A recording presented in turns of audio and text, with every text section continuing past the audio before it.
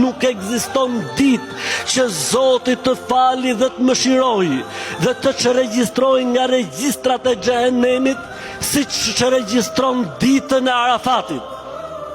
Dita e Arafatit është një ditë që nuk përjetohet vetëm për haxhit atje, po është një ditë që përfshin ditë Arafatit gjithë muslimanët e botës. Kështu që gjithë secili prej nesh është kandidat dhe është i mundshëm për të fituar këtë mëshirë të Zotit dhe këtë bekim të Zotit. Dita e Arafatit është ajo ditë për cilën është betuar i madhi Zot Allahu 2 herë në Kur'an. Ka thënë i madhi Zot: "Wash-shafi'i wal-watr", betohem në ditën teke dhe në ditën çifte. Dita teke është dita e Arafatit dhe dita çifte është dita e Kurban Bayramit. Ka thënë i madhi Zot Allahu xhalla xhelaluhu: "Wash-shahidi wal-mashhud", betohem në dëshmitarin dhe të dëshmuarin.